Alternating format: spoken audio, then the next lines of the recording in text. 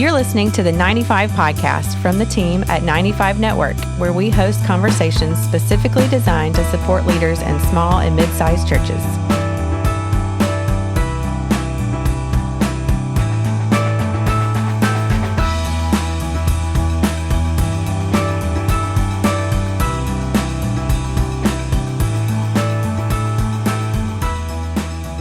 Hey everyone, welcome to the 95 Podcast. I'm Dale Sellers, Executive Director at 95 Network, and I'm with a long-lost friend today. When I started leading 95 Network 5 years ago, one of the first people I connected with is our guest today, Shayla Kenworthy of Fishhook, and we've been friends ever since. And we have a lot of history as far as working together, helping churches, and then we always have a T-shirt story to tell. Bill, you're not supposed to talk about that T-shirt situation anymore. I'm not going to go into the details of the T-shirt, but I'm just so thankful to have you on today. So, Shayla, how you doing? I'm doing great. Thanks so much for having Fishhook on to hopefully help churches as they are starting to plan for Christmas and what's ahead. So, really appreciate you inviting me on to have a little chat today. So, thank you. Well, I love you guys. I know Amy's not working there anymore, but you and Amy actually came to our town, came to South Carolina, and we've done a lot of things together. And I've always loved the fact that you guys are. How can I word it? Y'all are cutting edge, but yet nice. Well, what I mean by that is we want to stay ahead of what's happening with our culture and communications, but we also love to have relationships and we care about people's ministries. So we marry those things together. And that's exactly what I was implying, is because sometimes when things are, especially for our churches in small church space, when things are cutting edge or up to date or contemporary or relevant or whatever those words may be, there's almost a looking down your nose at the small church people. You guys just need to get with it. And what I love about you guys and your heart and all of you there is that you do pull us along. You help us get to where we need to get to connect with the next generation, but you do it with grace.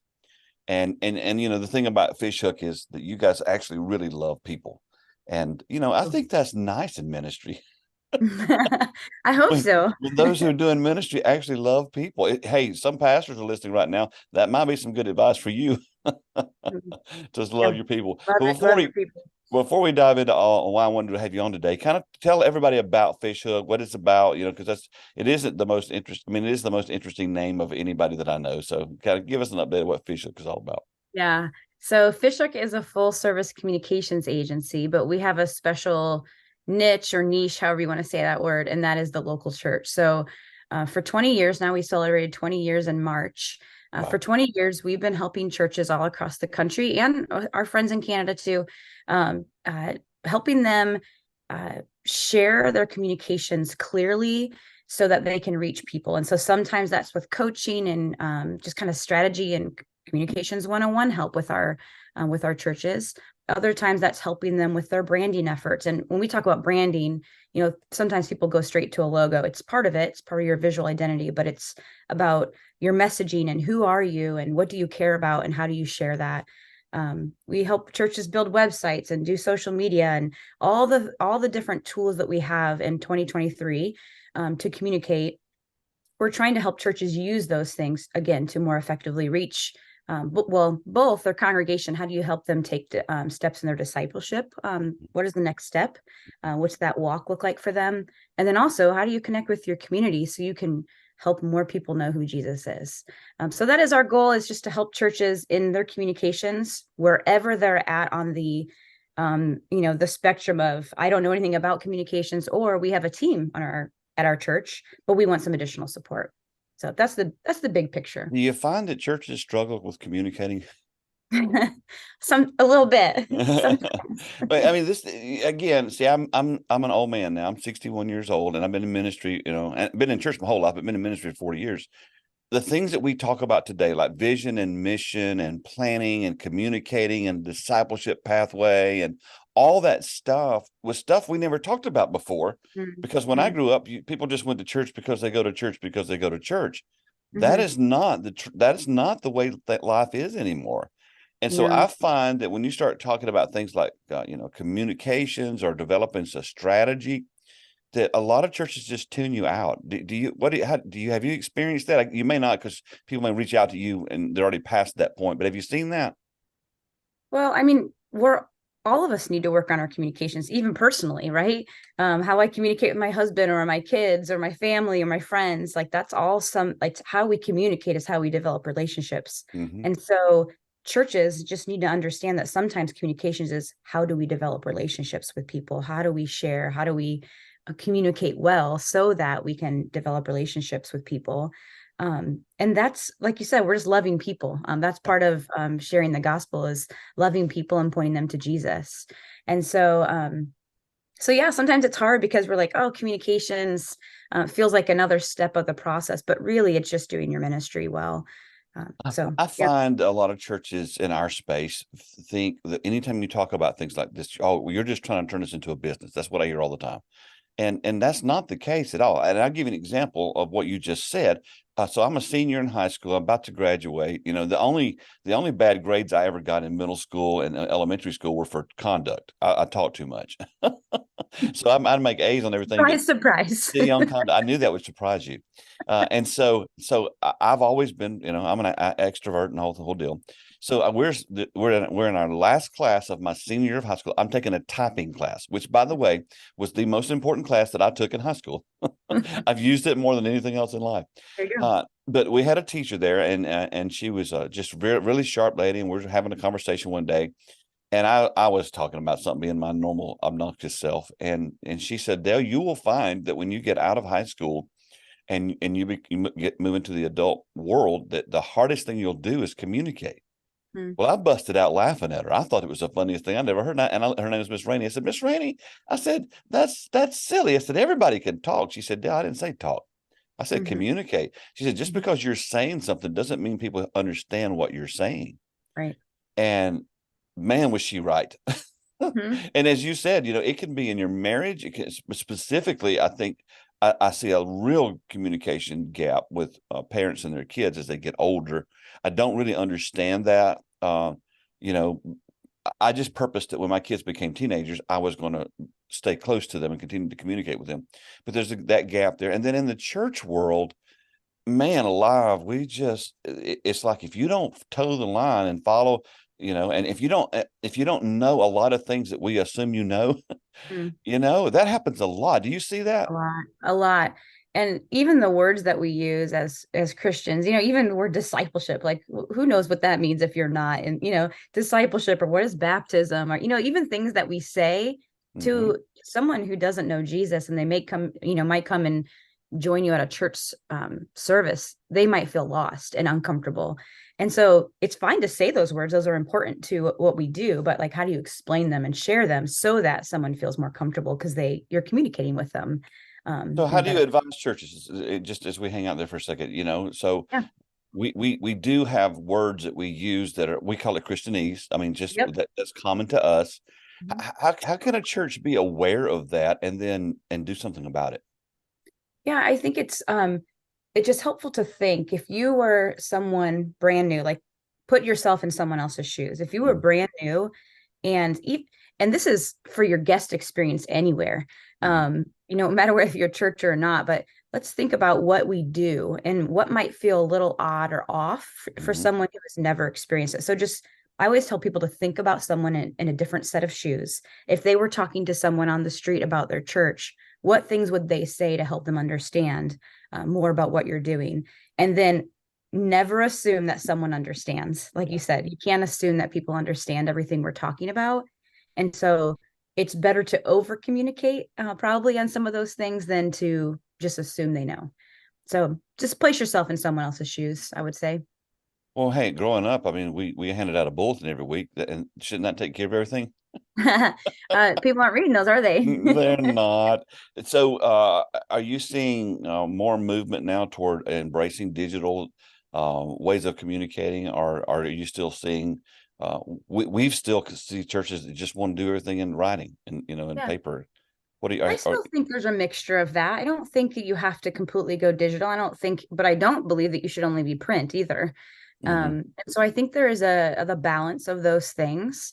I think you should give people options if you're able to. I'm probably more apt to pull this out and look at a bulletin on my phone instead of grabbing a hard paper copy. That's just me personally, but someone else might prefer grabbing a paper copy. So I would say, think about your audiences and who are, there. How are you connecting? How do you want to connect with different audiences? And so just being aware of, if you're reaching, I'm a 41-year-old mom of three. If you're reaching a 41-year-old mom of three, what is she using from a technology standpoint or communication standpoint? If you're trying to reach her, you need to be where she's at. You can't assume, again, that she will come to what you're doing. And so same thing. It depends on who you're trying to reach and who you're really trying to connect with. Just think about the things that most of us are, carrying these things around in our pockets. So just pay attention to those things as you're creating your communications. Okay, so with your example, here I am. Let's just say I'm still pastoring. So I'm a 61-year-old pastor, and I need to communicate with a 41-year-old mom with 3 kids. I don't know how to do that. So what do I do to solve that problem? Yeah. Well, first off, talk to 41-year-old moms with 3 kids. I think that's the first piece, is just ask them, understand if you know someone, like, what brings them joy, what keeps them up at night. What is their lives like? And different communities in different areas will be different. I'm assuming someone where you are out in Greenville, South Carolina, will be different than someone I'm in Indianapolis, Indiana, and then someone different out in California. And so even the differences of where we live and what we're involved in changes what we're doing. And so I would, again, placing yourself in the shoes is always a good idea. And sometimes don't assume what their shoes are like. Ask them. If you can connect with someone and just pick their brain a little bit, it will bring you a lot of wisdom so that you can connect with more people in that kind of demographic or group of people. Every time you say something, it makes me think of 4 more questions or 4 more thoughts. And here's the thing. So if I'm pastoring a church today, if I want to be strategic, because most churches tell me, hey, we want to reach young families with kids, but nothing they do in their typical Sunday service, and honestly, a lot of their overall ministry doesn't relate to that at all. So in other words, if you're going to connect with that demographic, you got to meet that demographic. One of the things that we've been encouraging churches to do for years is bring in someone once a quarter to do like a secret shopper's experience. Don't tell anyone they're coming, but make sure they're in the age group you're trying to reach, because it's impossible, or I should say, is it impossible to try to communicate one thing for everybody? Yeah, I know. I think if you're talking to everybody, you're talking to nobody. Ooh, can I quote you? So, I use this example with somebody else the other day. I have my husband's grandma. We call her great grandma because we have kiddos. She's 98 years old. She's amazing. And like on time, she actually logs in the computer and watches my brother-in-law, who's a pastor, every Sunday. She does all that, but that's so cool. Normal for 98-year-old women. But we also have my 11-year-old son. If I tried to communicate the same message to my 98-year-old son versus my 98-year-old great grandma, I have to say them differently. Because they are completely different. They're very different life stages, of course. Grandma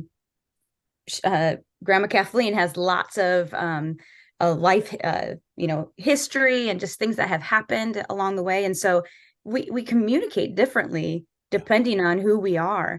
And so if you're communicating to everyone, you're communicating to no one.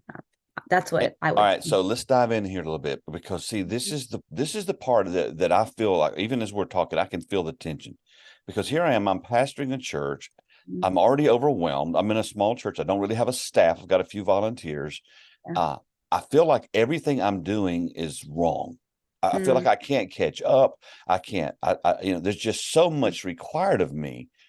And now we got Dale and Shayla talking about how you need to communicate to everybody. Are there any tips you can give us to help us understand how to do this, where it's not a Band-Aid, if you will, but we can actually overhaul how we communicate? Yeah, I do believe that each church is made to reach a certain group of people, and it's okay that you're not reaching all the people. I thought I'm supposed to reach everybody, though. We want everyone to know who Jesus is. We all have that universal mission of helping people know who Jesus is, 100%. Yes. So if someone happens to come into our church that wasn't part of like, I'm quoting quote like target audience or whatever, we don't have to use those, even that harsh language, but like Mm-hmm. we would welcome them and we would want to, so it has nothing to do with not wanting to reach people. Mm-hmm.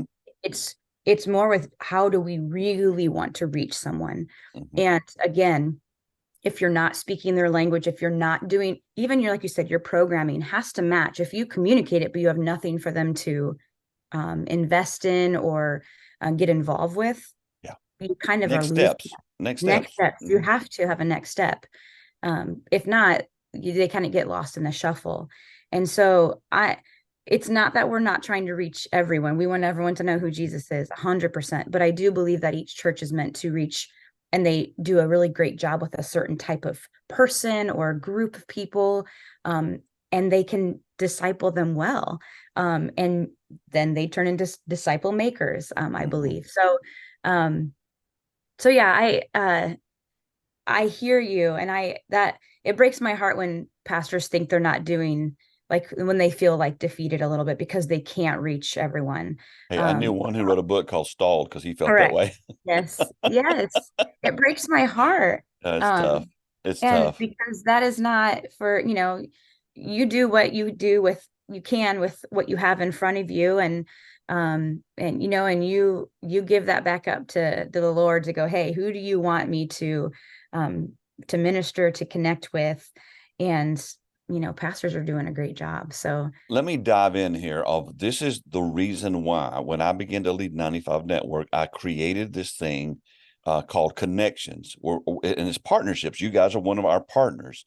And what we mean by that is so, Pastor, if you're struggling with your communication, you need to reach out to someone who knows how to help you do that. It doesn't mean you're less than. There are so many areas of life that we all go get training in. And when I have I see someone struggling with how to communicate, and I realize all they have to do is connect with someone like Fishhook, have a conversation, yeah, begin to just, because, everything's multi-layered as far as, you can get involved on a small level, a medium level, a big level. You don't have to build a $100,000 website. But nope, you do have to have a website. You sure, don't have to have a daily social media communication, but you need to communicate on social media. I mean, correct, I think a lot of us as pastors, we have an all or nothing mentality. I yeah, know I did, Shayla. And it's, I referenced my book. I felt like Jesus was just disappointed with me because mm, I hadn't built a mega church. We live in the residue of the secret attractional movement. And I just, because, I compared myself to churches down the street. But the thing was, though, instead of reaching out for help, I became more isolated, mm, because okay, because of my shame. I was mm, ashamed of what I had not accomplished. And so then to reach out to get help. And the reason that I'm talking about this is because if you have other arenas in ministry, let's just say you want to learn more in Hebrew or Greek or whatever, you'd go take a course. This is the same thing. If you know you're right, not communicating effectively and maybe you don't even know what you don't know, that's why you want to reach out to us, Shayla. You want to reach out to a company like Fishhook to help you do a better job, because at the end of the day, we do what we do because we want to see people know Jesus.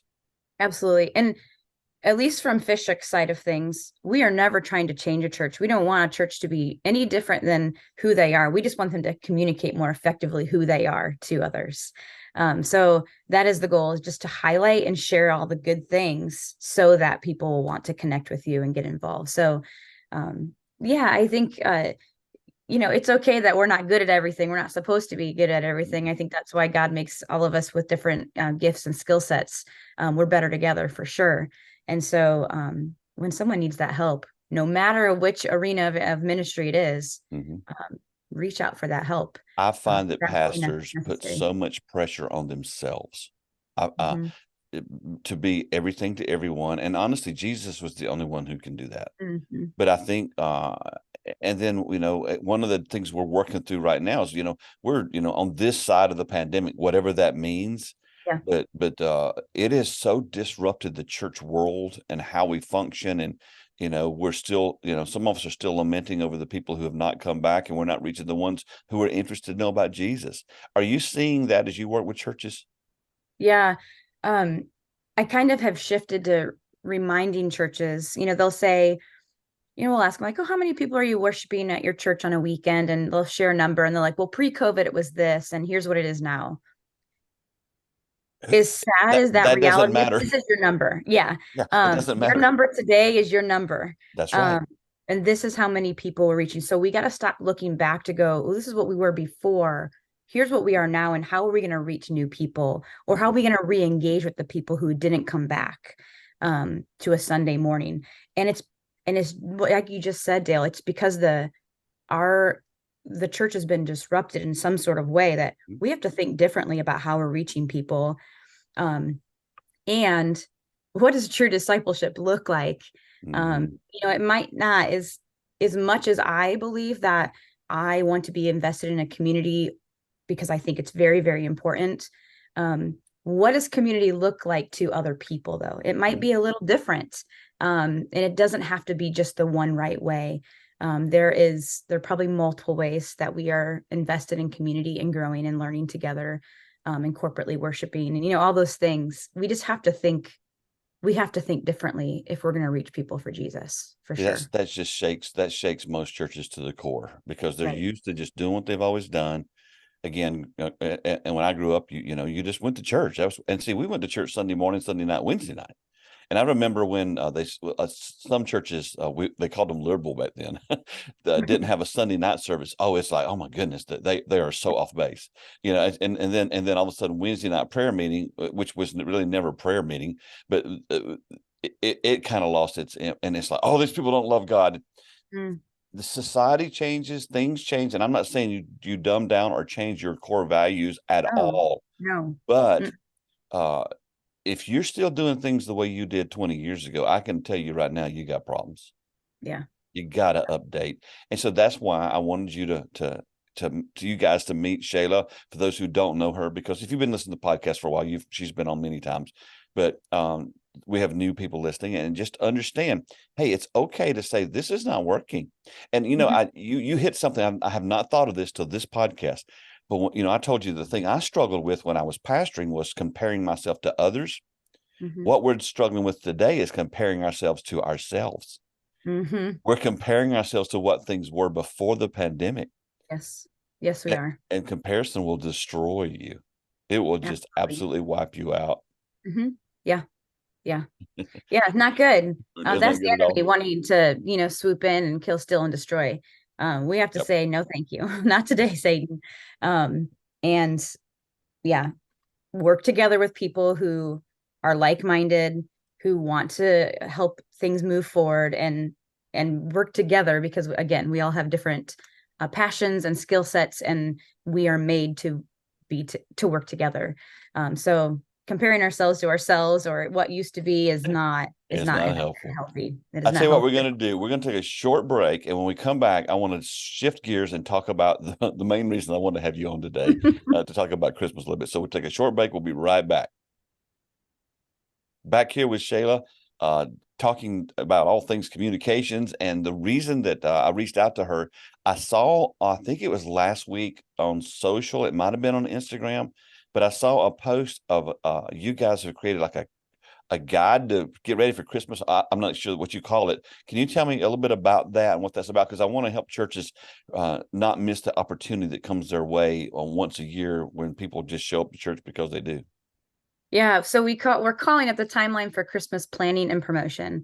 Okay. And it is exactly the reason is sometimes churches don't start thinking about Christmas until a couple weeks out, and then you kind of miss the boat to really pray about and plan strategically and intentionally about how you're reaching some new people.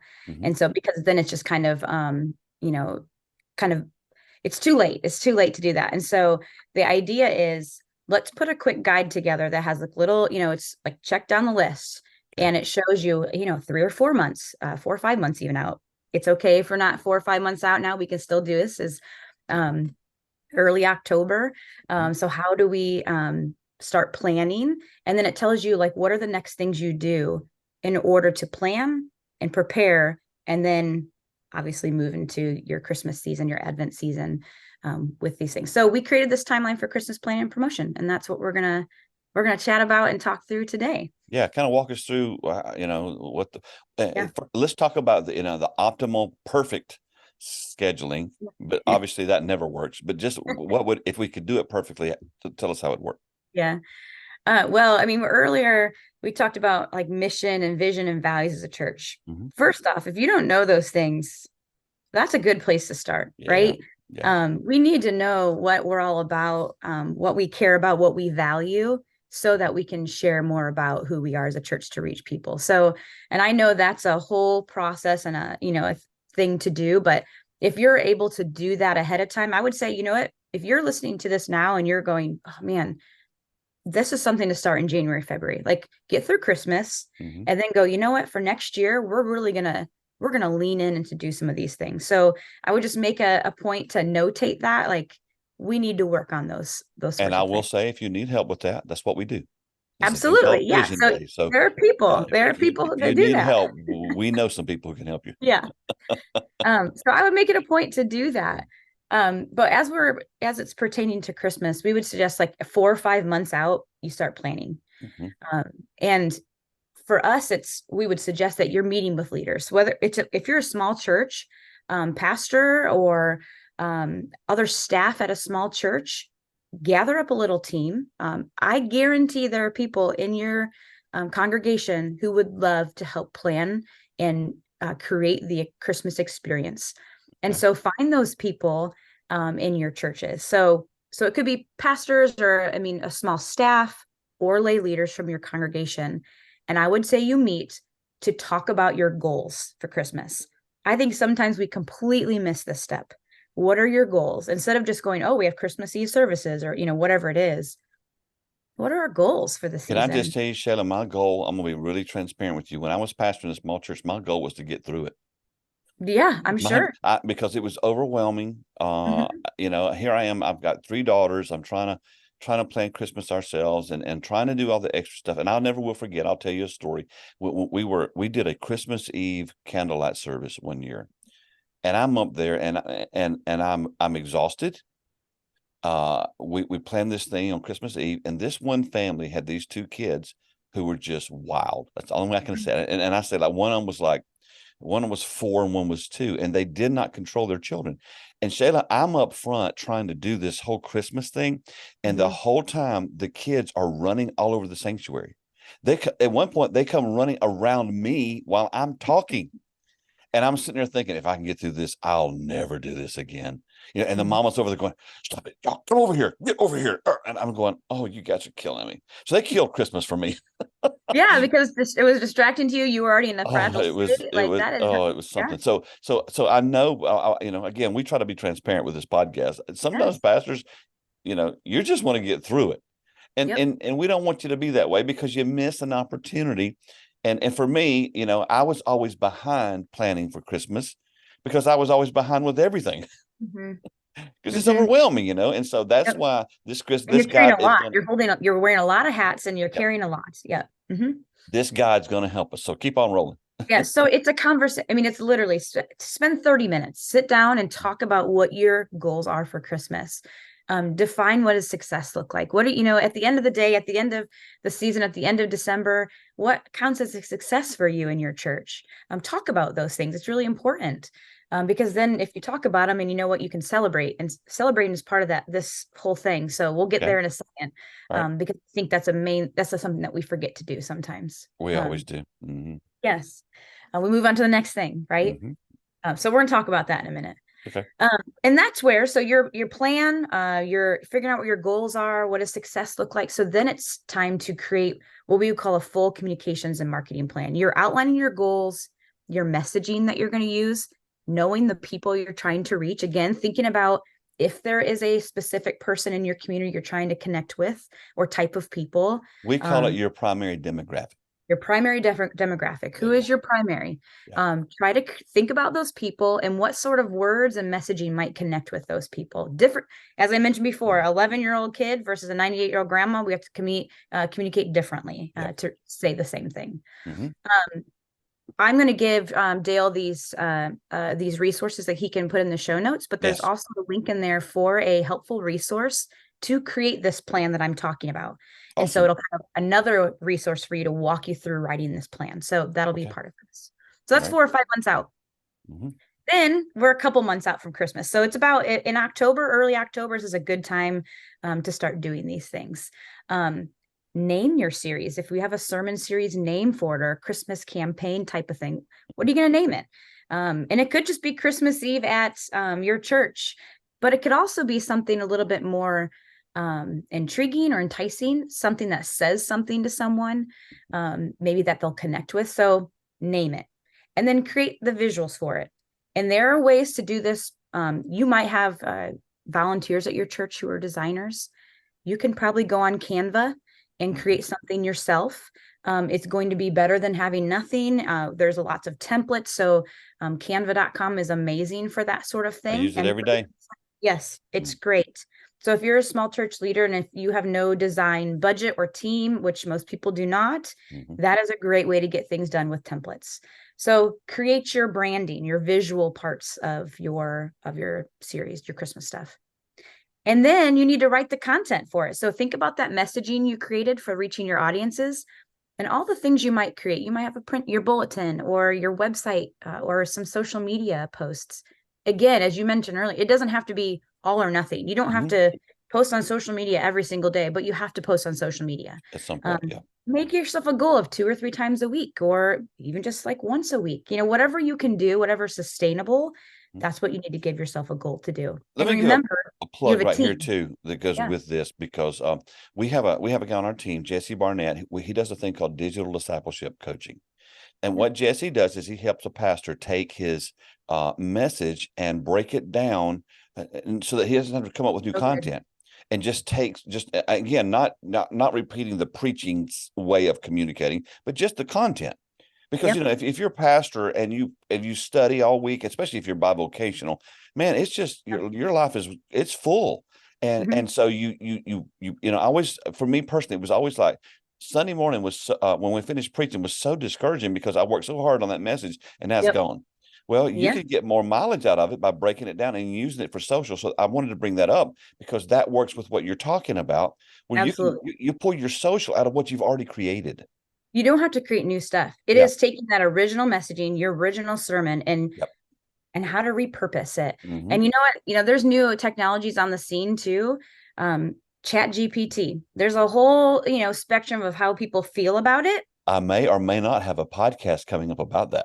Look at that. Look at this. It's a preview. You can take your sermon and if you type out your sermon or you have sermon notes, at least bullet points or however you preach, if you copy and paste that into Chat GPT and say, hey, Chat GPT, this is my sermon. I want to create social media posts that go along with this for the next week.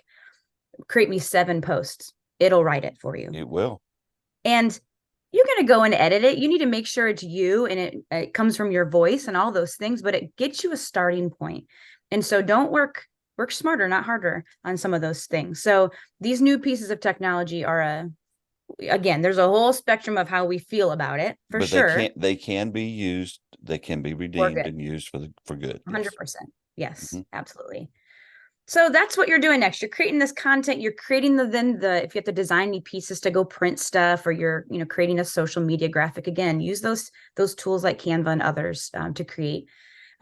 Put something up on your webpage. If you have create a page on your website that talks about what you're doing for Christmas so that it's a very easy ask for someone to go, oh, we're at church.com/Christmas. And it's an easy place to point people to get any information about all the things you're doing for Christmas. If you have special services or like special events or decorating your church for Christmas, whatever you might be doing, you can actually put it on one place on your website. And then 2 or 3 months out, start preparing for those special events if you have them. A Christmas Eve service. What are you going to do that makes it a little special? Because how you host people, your hospitality is part of your guest experience. And so thinking about those things. Can I mention something there too? I just think as soon as you said that, it triggered a really bad experience for me. So years ago, I worked at a church and Shayla, we spent 3 months working on the Sunday morning service. Okay. all this stuff that we did on Sunday morning. Now I've since have had I've had Tony and Amy from Unstuck and different people talk about this. What you really need to do on these holidays is really more represent who you are, instead of creating some crazy service that's not the way you do it every week. Yeah. And so as you were talking, I thought, man, if we would just take the energy that we tend to put into that service, that takes it beyond what we normally do and put it into actually the connecting part with people, you'll get more return from that energy that you're spending. And so, that you just triggered and made me think that, because we literally, we finished that Easter service and it fell flat as a flitter. It was, and we'd worked so hard. I mean, we had Jesus up on the cross and all this stuff, and it was so out of the norm for how we did service week after week after week. And I know that one of the things that Tony and Amy had talked about at Unstuck was, when you do these, when you have holidays, they really need to see who you really are. So maybe you can shift a little bit of the energy you're putting, not just into the service, but put it more into what Shayla's talking about all the things around the service and follow up and communicating and the experience that people have when they're there. Yeah. I think, they're more likely someone's more likely to come back if they have a connection with someone. Yeah. If they felt like they were greeted and comfortable and like made to feel part of something, instead of watching essentially a show, like, that's a hard way to say that, but if they were part of something and they feel connected, they're more likely to come back and visit you again. You're 100%. Yeah. So we know our goals, we have the plan, we're creating the things that we need to communicate with, the tools, the messaging, all that. So about 4 to 6 weeks out from Christmas, and I would say around Thanksgiving, we're starting to promote Christmas. And so especially because people are typically get together over the holidays over Thanksgiving and talk about things, what their Christmas plans are. If you're able to start promoting things that you're doing or having Christmas Eve services or whatever, family has an opportunity to talk about those things at their family events or Friendsgivings events or whatever they're doing. And so having that stuff ready to go by Thanksgiving is ideal. So about that time, I would say you launch that page on your website that has your Christmas information. You can schedule your social media posts even, so you don't even have to post every day. So here's a way to kind of, a tip or a little hack. You create social media, you spend an hour on making sure you know what your social media posts are for the whole month. Really, you could do that. And then just go through a, Facebook scheduler and go through and schedule your posts. It's okay to do that. Now you still need to interact with people if they comment or like that is part of in the moment you should be doing, but you could schedule posts if it's like, oh, here are some things from my message that we're going to share about on social media. That can be pre-scheduled if you have that stuff ready to go. One of the other things that I knew this would be the way this conversation would go. So I've been begging pastors for years now to block a period of time. I'd love for them to take a whole day, but they won't. But if they take a half day every week, block it on your calendar for just social media communication, just so that you can schedule things and you can plan things and you're not behind on this kind of stuff, and you can get ahead on it and stay ahead on it if you want to. And so I still wish they do that. Yeah. I mean, start small, give yourself an hour a week. Say, I'm going to do an hour a week. And then you'll realize you'll see some of the fruit from that. I'm sure you will see fruit from that hour you would spend. And then you'll be like, I want to spend some more time on that because I'm seeing the fruit. And we need to remember that social media is a ministry tool. It is a ministry tool. Our people are there and we can disciple them right where they are every day of the week at any time of the day that we want to. And so we have to remember that is a really big ministry tool for us to use versus, it's just something I have to post. I have to go post on social media. And again, we keep saying this. So pastors, if you already feel overwhelmed and you're like, well, guys, y'all just adding one more thing to my plate. I'm telling you, and Shayla knows this to be true. If you will make this a priority, you'll see a bigger return than on some of the other things that you're spending time on. Because it's just, you'll connect with a whole new audience. Anyway, I'll leave it alone. Okay. I would also say you encourage your congregation to get involved in you have to basically offer them an invitation to invite others. You have to remind them and encourage them to do that. So send them an email or something like that, that they can forward on to people, or a social media post that you say, hey, share this with your people, with your friends and your family, invite them into the inviting. And I would say you do that in around Thanksgiving, so that they have several weeks to start connecting with their friends and family. So yeah, encourage them to get involved. That's part of this step.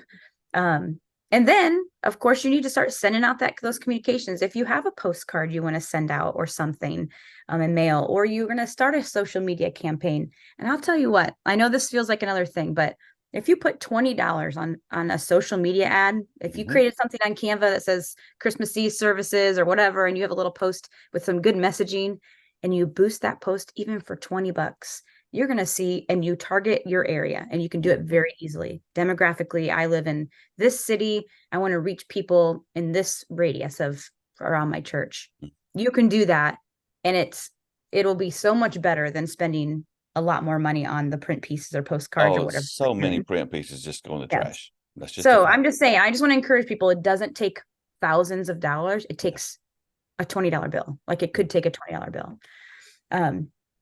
Okay. And then be creative. Like I know if we're able to plan a little bit ahead, we're able to think outside the box instead of just being reactive to what's in the moment. And so you talked about it. Like, how are we hosting people well? How are we making that experience feel inviting and fun? What can you do? Low barrier things that you can be creative in. What also for our own people who maybe are already connected in the congregation, what sort of things can you ask them to get involved with from a serving opportunity? It is everyone's job at our church to reach more people and to host people and to welcome them on a Sunday morning. So invite them to be involved with you, ask them to volunteer, put some extra time in maybe over that season, just so we're making sure we're not missing someone. So inviting our congregations even into that serving opportunity is a great idea. Awesome. Okay. What's then next? A week or two prior, like as we're headed into, like, just remember to really prepare for your guests. Again, hospitality is a big deal. Drive through your parking lot, navigate your parking lot and your church as if you were a guest. Would you know how to get around? Would you know where to go? Do you need to provide extra volunteers in a certain spot that might be a little weird for people that they don't quite understand? We'll have a volunteer stand there and help, direct people to the right places. So just think about the newcomer as they might come onto your property. Think about the newcomer as they go on your website. Is there any language there that they're not going to understand? We'll get in there and update some content to make it more approachable.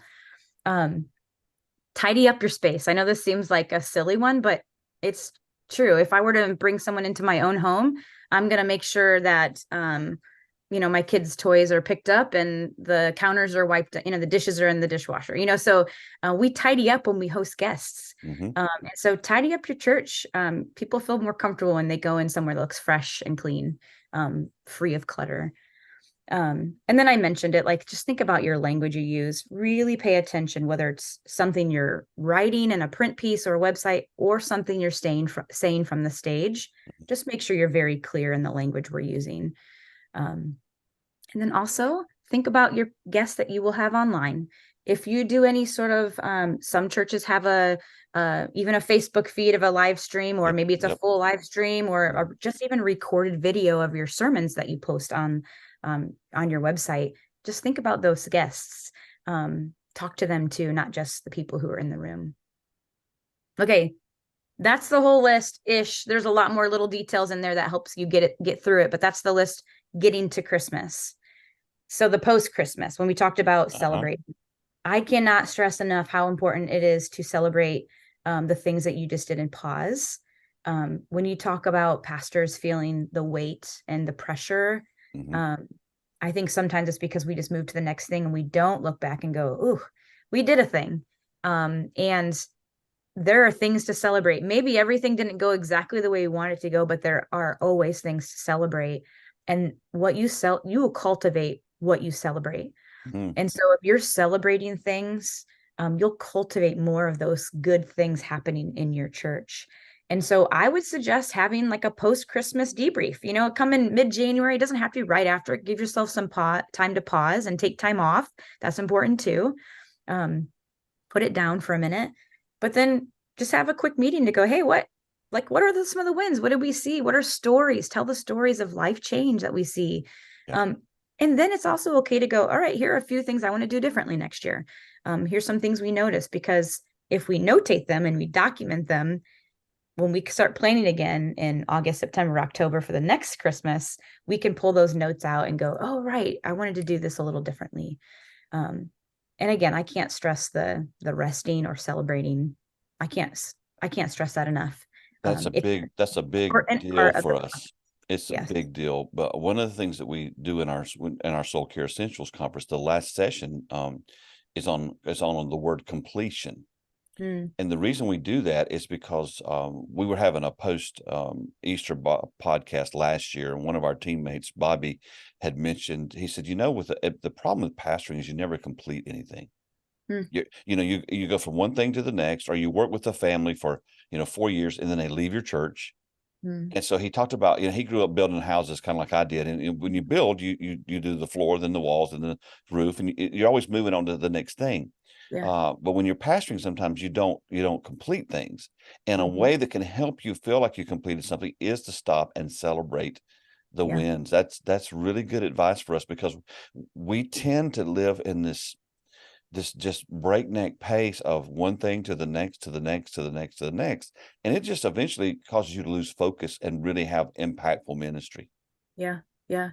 And I mean, it's not just around Christmas. It's around, at least once a quarter, like pause and reflect on that last quarter. You'll realize so many things that happened that you kind of forgot about because you didn't take time to stop and celebrate it. So I would encourage pastors in their normal rhythm, and I would say it's more than quarterly, but at least once a month, think about what what has happened and where you've been and how far you've come. Because if you don't, it'll just feel like you're not getting anywhere, because it's some no traction, same thing over and over. Right. But when you actually look back and think about it, you're like, oh, there was some things that happened that I just forgot to pause and think about. So I would really, really encourage that. Something that I want to point out earlier, you said, the all or nothing thinking. And I think that's, that can steal our joy for sure. How do we find the sum? What is the sum in every area of our life? We can't do everything all the way or do nothing. So how do we find the sum? So in any of this Christmas planning, maybe you can't do all the things, but what is the sum that you can do to have a successful Christmas season, that you don't feel overwhelmed and tired at the very end of it? It has to be sustainable for pastors as well. So this has been so good. You're amazing. And I knew it would be. So we're going to have all the links of things we've mentioned in the show notes. If someone wanted to email you to ask questions, are you cool with that? So I'll include your email as well. I beg you guys, reach out to Shayla. She just at least have a conversation. You don't have to cost any money to have a conversation. But if you keep doing what you've always done, you're going to keep getting what you've always gotten. And maybe you don't like what you're getting. Well, that means you have to change. And this is a great season to change. And I still tell churches this: if you want to make a change and people don't like it, just blame the pandemic. That's what I do. Just blame it the pandemic. Say, oh yeah, because of the pandemic we had, and I told guys, let's do that for 10 years. Just milk that thing, because it just, it had such an impact on us. And so Shayla's a great resource. You've been a great friend to me. You've been a great friend to 95 Network. I love your heart for churches. I also love the fact you know what you're talking about. And so, folks, take a moment and reach out to her. Is there, as we wrap up today, if you're sitting down talking with a pastor today and they're a little bit discouraged, and you've got 5 minutes to, you're sitting there having coffee, what would you tell them? Keep doing what you're doing. Be encouraged. You are making an impact in people's lives. We say often at Fishhook, you and your work matter. Your work matters. You matter. The you is in front of that. You and your work matter, and really take that to heart. And our Fishhook team is cheering you on, especially in this important season of ministry as we head into, the end of the year with Advent and Christmas and celebrating Jesus' birth. And that is an opportunity to reach new people. And so I just encourage pastors to keep going. They're doing a good thing. They matter. And their work really matters too. Thank you so much. Thank you for being my friend. Thank you for being my friend. This has been great. Thanks. Thanks for listening to the 95 Podcast. We look forward to sharing another episode with you next week. In the meantime, visit our website at 95network.org. The website is loaded with great resources created for small and mid-sized church leaders. Until next time, have a great week.